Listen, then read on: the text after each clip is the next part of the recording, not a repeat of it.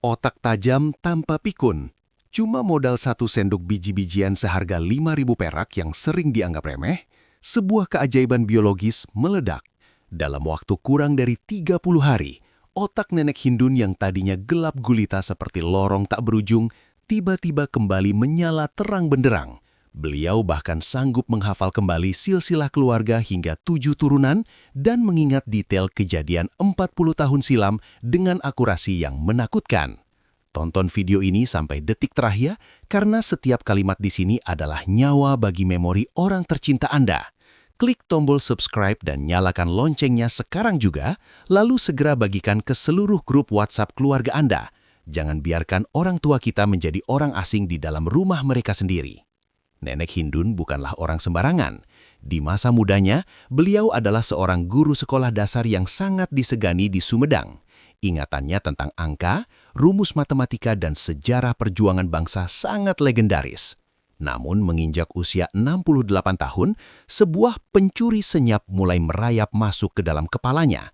Awalnya, gejalanya tampak sangat sepele dan sering kita anggap lucu. Beliau lupa menaruh kacamata yang sebenarnya ada di atas dahinya. Beliau lupa mematikan keran air di kamar mandi sampai air meluap ke ruang tamu. Keluarga awalnya hanya tertawa kecil menyebutnya sebagai faktor usia. Namun tawa itu segera berubah menjadi tangis histeris ketika suatu malam, nenek Hindun ditemukan warga sedang berdiri mematung di pinggir sawah yang gelap, menggigil kedinginan. Saat ditanya hendak kemana, beliau hanya menjawab dengan tatapan kosong, "Saya ingin pulang ke rumah ibu saya." Padahal ibunya sudah meninggal sejak tahun 1980-an.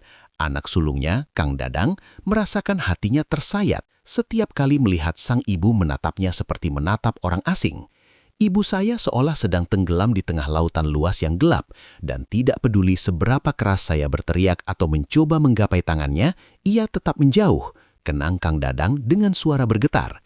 Diagnosis medis dari RSUD setempat menyatakan adanya atrofi serebral masif. Bagian otak pusat memorinya sudah menyusut drastis. Namun di tengah keputusasaan itu, Kang Dadang bertemu dengan seorang pria tua yang dikenal sebagai Abah Usman, seorang ahli tanaman obat leluhur yang menyimpan rahasia nutrisi otak leluhur. Kita harus memahami apa yang sebenarnya terjadi di dalam tengkorak kepala seorang penderita pikun. Otak manusia adalah organ yang paling rakus nutrisi di seluruh tubuh. Meskipun beratnya hanya sekitar 2% dari total berat badan, ia mengonsumsi lebih dari 20% oksigen dan energi yang kita miliki. Masalah pikun terjadi karena serangan dari 3 penjuru. 7. Mengabaikan tekanan prostat. Saya pernah duduk berhadapan dengan Encik Rahim, 71 tahun dari Kuching, seorang bekas bomba. Beliau seorang yang bangga dengan keupayaannya menahan sakit tanpa mengeluh. Tetapi pada hari itu, suaranya perlahan dan tidak pasti. "Doktor," katanya, "lepas selesai, saya rasa sakit dalam. Macam ada sesuatu dalam badan saya bengkak atau pedih. Kadang-kadang rasa macam kena pergi tandas semula serta-merta. Adakah ini normal?" Ini lebih biasa daripada yang disangkakan. Apa yang dialami oleh Encik Rahim adalah tekanan pada prostat yang dicetuskan tanpa sedar, terutamanya apabila duduk membungkuk atau memberi tekanan ke bawah pada dasar pelvis. Seiring usia, prostat anda menjadi lebih sensitif, terutamanya jika duduk di permukaan keras atau merapatkan kaki terlalu lama, anda boleh mengenakan tekanan berterusan pada perineum. Tekanan itu boleh menyebabkan keradangan pada prostat, mencetuskan kesakitan atau rasa tidak lawas. Saya membantu Encik Rahim mengubah cara beliau meluangkan masa bersendirian. Kami berlatih posisi bersandar, merehatkan bahagian bawah badan dan meletakkan lebih niat dalam pergerakan. Dalam beberapa minggu, kesakitan itu hilang dan beliau berasa lebih terkawal serta kembali selesa dengan tubuhnya. 8. Berlebihan. Terdapat seorang veteran tentera berusia 74 tahun, Encik Osman dari Pulau Pinang, yang saya temui secara berkala. Suatu petang beliau berkata, "Doktor, saya tak faham. Saya makan sihat, berjalan setiap pagi, malah kekal aktif. Tetapi kebelakangan ini saya rasa tak bermaya." Selepas beberapa soalan, barulah jelas. Encik Osman melakukan onani hampir setiap hari, kadangkala 2 kali sehari. Beliau berfikir bahawa kekal aktif adalah cara terbaik. Guna atau hilang. Use it or lose it. Tetapi masalahnya, selepas usia 60 tahun, tubuh anda tidak lagi pulih seperti dahulu. Hormon pulih dengan lebih perlahan, saraf mengambil masa lebih lama untuk set semula. Jika anda melakukannya terlalu kerap, anda boleh mula merasakan keletihan pelvis dan kelesuan emosi. Apa yang diperlukan oleh Encik Osman bukanlah berhenti, tetapi menyeimbangkan semula. Kami melaraskan rutinnya kepada 2 atau 3 kali seminggu. Beberapa minggu kemudian, beliau kembali dengan senyuman. Sekarang jauh lebih baik, katanya. Rasa macam bagi tubuh saya ruang untuk bernafas. 9. Cipta persekitaran yang betul. Saya teringat perbualan dengan Encik Johan, 68 tahun dari Seremban, yang berpindah ke Pangsapuri lebih kecil selepas isterinya meninggal dunia. Beliau berkata beliau sukar mencari masa dan ruang yang sesuai. Rasa macam dikejar, terganggu, macam kena buat secara senyap-senyap di rumah sendiri. Perasaan itu sangat biasa. Tubuh anda bertindak balas terhadap persekitaran. Bilik yang berselera atau pintu yang dirisaukan akan diketuk menghantar isyarat tekanan ke otak. Tekanan mengalihkan darah dari kawasan pelvis dan menyukarkan untuk kekal dalam masa kini. Saya menggalakkan Encik Johan untuk mengambil semula hak ke atas ruang tersebut. Kerusi lembut, pencahayaan suram, mungkin muzik yang menenang. Beliau kemudian memberitahu bahawa perubahan kecil itu mengubah sepenuhnya cara beliau rasa. Ini kali pertama saya tak rasa macam dikejar. 10. Bernafas dalam-dalam dan rileks. Seorang lelaki bernama Encik Daud dari Kuantan pernah memberitahu saya, "Doktor, saya tak pernah terfikir pernafasan ada kaitan dengan seks." Beliau mengakui selalu menahan nafas dan mengetatkan badan. Bahan utama: 3 sendok makan biji labu kuning mentah, jangan yang sudah diproses pabrik atau diberi garam. 1 sendok makan wijen hitam murni. 1 ruas jahe merah sebagai pembuka pintu pembuluh darah atau vasodilator. 1 sendok teh madu hutan asli. Langkah pembuatan. Proses aktivasi, the roasting. Letakkan biji labu dan wijen hitam di atas wajan tanah liat atau stainless steel, jangan aluminium. Sangrai dengan api yang sangat kecil selama tepat 3-4 menit. Tujuannya bukan untuk mematangkan, melainkan untuk mengaktifkan enzim-enzim yang tertidur di dalam biji tersebut. Penumbukan manual, the crushing. Gunakan ulekan batu, jangan gunakan blender elektrik berkecepatan tinggi. Panas kinetik dari pisau blender bisa merusak struktur halus asam lemak omega-3 yang ada di dalamnya. Tumbuk hingga keluar minyak alaminya yang harum. Ekstraksi jahe. Rebus jahe merah dengan 200 ml air hingga air berubah warna menjadi kemerahan. Gunakan air ini untuk menyeduh tumbukan tadi saat suhu air sudah turun menjadi sekitar 60 derajat Celcius. Sentuhan akhir. Tambahkan madu saat ramuan sudah mulai hangat. Madu bertindak sebagai kendaraan atau carrier yang mempercepat nutrisi masuk ke aliran darah. Ini adalah rahasia paling krusial. Nenek Hindun diinstruksikan meminum ramuan ini tepat 30 menit sebelum tidur malam. Mengapa? Secara medis, saat kita memasuki fase tidur dalam, deep sleep, otak kita mengaktifkan sistem yang disebut glymphatic system. Ini adalah sistem petugas kebersihan otak yang bekerja membuang semua sampah protein amiloid yang menumpuk selama kita bangun. Dengan meminum ramuan ini sebelum tidur, Anda sedang mengirimkan pasukan sabun pembersih terbaik saat proses pembersihan otak sedang berlangsung secara alami. Nutrisi zinc dan sesamin akan langsung bekerja memperbaiki sel-sel saraf yang lelah saat Anda terlelap. Abah Usman menekankan bahwa nutrisi adalah bensinnya, sedangkan senam otak adalah mesinnya. Tanpa latihan fisik khusus, nutrisi yang Anda makan tidak akan terpompa ke bagian otak yang paling membutuhkannya. Nenek Hindun diajari 3 gerakan sederhana namun revolusioner. 1. Gerakan menyilang, cross-scroll, sinkronisasi hemisfer. Sambil duduk atau berdiri, sentuhkan tangan kanan ke lutut kiri, lalu tangan kiri ke lutut kanan. Lakukan dengan perlahan selama 2 menit.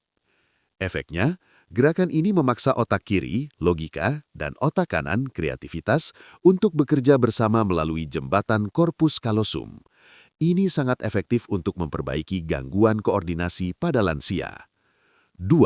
Gerakan angka 8 tidur, Lazy 8. Gunakan jari telunjuk Anda. Gambar angka 8 yang tidur di udara, simbol tak terhingga. Mata Anda wajib mengikuti ujung jari tersebut tanpa menggerakkan kepala Anda sedikit pun. Efeknya, ini mengaktifkan saraf kranial yang terhubung langsung ke pusat memori visual di otak belakang. Ini membantu penderita pikun mengenali kembali wajah dan objek di sekitar mereka. 3. Pijatan titik tombol otak, the brain buttons. Letakkan satu telapak tangan di atas pusar. Dengan tangan yang lainnya, gunakan ibu jari dan jari telunjuk untuk memijat lembut lekukan di bawah tulang selangka kiri dan kanan. Efeknya, titik ini adalah pusat pertemuan pembuluh darah yang menuju ke arteri karotis. Memijatnya akan meningkatkan suplai oksigen ke otak secara instan, menghilangkan rasa kabur atau linglung. Agar hasilnya sedahsyat nenek Hindun, ikuti jadwal harian yang ketat ini. Pukul 05.00 sampai 05.30, bangun tidur dan minum 2 gelas air putih hangat. Ini untuk membuang sisa metabolisme malam hari. Pukul 00, lakukan senam otak 3 gerakan di bawah sinar matahari pagi. Sinar matahari membantu pembentukan vitamin D yang sangat penting untuk perlindungan saraf. Pukul 7.00, sarapan kaya protein seperti telur rebus. Protein menyediakan asam amino untuk membuat neurotransmitter. Pukul 12.00, makan siang dengan porsi sayuran hijau 2 kali lebih banyak dari nasi. Hindari nasi putih hangat, lebih baik nasi yang sudah didiamkan, nasi dingin. Pukul 4.00, hindari tidur siang. Tidur siang bagi penderita pikun bisa memicu sundowning syndrome atau kebingungan di malam hari. Pukul 20.30, minum ramuan biji labu dan wijen hitam. Pukul 21.00, matikan lampu dan jauhkan ponsel atau TV. Tidur dalam kegelapan total sangat penting untuk produksi hormon melatonin yang melindungi otak dari kerusakan lebih lanjut. Jangan berharap sembuh jika Anda masih memasukkan racun-racun ini ke dalam tubuh. MSG, monosodium glutamat berlebih. Ini adalah neurotoxin yang merangsang sel saraf sampai mati karena kelelahan, excitotoxicity. Minyak goreng bekas. Lemak trans masuk ke dalam membran sel otak dan membuatnya menjadi kaku seperti plastik. Sel saraf yang kaku tidak bisa mengirimkan sinyal informasi. Gula pasir dan karbohidrat olahan. Para ilmuwan sekarang menyebut Alzheimer sebagai diabetes tipe 3. Gula yang tinggi di dalam darah akan memanggang protein di otak dalam proses yang disebut glikasi. Hasilnya pada nenek Hindun sangat menggemparkan warga Sumedang. Minggu pertama, beliau berhenti menanyakan pertanyaan yang sama berulang-ulang. Tidurnya mulai sangat nyenyak dan wajahnya terlihat lebih segar, tidak lagi kuyu. Minggu kedua, keajaiban. Beliau mampu mengenali nama cucu bungsu yang lahir saat. Jangan berharap sembuh jika Anda masih memasukkan racun-racun ini ke dalam tubuh. MSG, monosodium glutamat berlebih. Ini adalah neurotoxin yang merangsang sel saraf sampai mati karena kelelahan, excitotoxicity. Minyak goreng bekas. Lemak trans masuk ke dalam membran sel otak dan membuatnya menjadi kaku seperti plastik. Sel saraf yang kaku tidak bisa mengirimkan sinyal informasi. Gula pasir dan karbohidrat olahan. Para ilmuwan sekarang menyebut Alzheimer sebagai diabetes tipe 3. Gula yang tinggi di dalam darah akan memanggang protein di otak dalam proses yang disebut glikasi. Hasilnya pada nenek Hindun sangat menggemparkan warga Sumedang. Minggu pertama, beliau berhenti menanyakan pertanyaan yang sama berulang-ulang. Tidurnya mulai sangat nyenyak dan wajahnya terlihat lebih segar, tidak lagi kuyu. Minggu kedua, keajaiban. Beliau mampu mengenali nama cucu bungsu yang lahir saat beliau sudah mulai pikun. Beliau mulai bisa mengancingkan baju sendiri tanpa bantuan. Minggu keempat, nenek Hindun kembali ke dapur. Beliau memasak sayur asem favorit mendiang suaminya dengan takaran bumbu yang sangat pas, sesuatu yang mustahil dilakukan sebulan sebelumnya. Dokter saraf yang memeriksa beliau pun sampai geleng-geleng kepala. Secara medis ini sulit dijelaskan, tapi hasil tes kognitifnya menunjukkan peningkatan skor yang sangat signifikan, ujar sang dokter takjub. Video ini bukan hanya soal biji-bijian dan senam. Ini soal bagaimana kita memperlakukan orang tua kita di masa senja mereka. Pikun adalah penyakit yang sangat sunyi dan menakutkan bagi penderitanya. Mereka merasa kehilangan diri mereka sendiri. Bersabarlah dengan mereka. Gunakan metode alami ini sebagai wujud bakti Anda. Saat Anda memberikan ramuan ini, sertakan doa dan kasih sayang. Karena getaran emosi yang positif dari orang tercinta adalah stimulus saraf yang paling kuat di dunia. Sekarang, kunci kesehatan otak orang tua Anda ada di tangan Anda. Apakah Anda akan membiarkannya begitu saja, atau Anda akan segera bergerak ke pasar untuk mencari bahan-bahan murah namun ajaib ini? Sebelum Anda menutup video ini, pastikan Anda melakukan 4 hal ini. Tekan tombol subscribe. Jangan sampai Anda kehilangan saluran informasi kesehatan alami ini. Tulis di komentar, "Saya mau orang tua saya tajam," sebagai komitmen kita untuk berbakti kepada orang tua. Share video ini. Kirimkan ke grup keluarga, grup alumni, dan teman-teman kantor. Satu share dari Anda bisa menyelamatkan satu masa tua dari kegelapan pikun yang menyiksa. Praktikan sekarang, jangan ditunda-tunda. Semakin cepat Anda memulai, semakin banyak sel saraf yang bisa kita selamatkan. Terima kasih telah menonton sampai detik terakhir. Semoga kita semua diberikan kesehatan lahir batin dan ingatan yang tajam hingga akhir hayat. Sampai jumpa di video rahasia kesehatan herbal selanjutnya. Salam sehat, salam cerdas, salam lestari.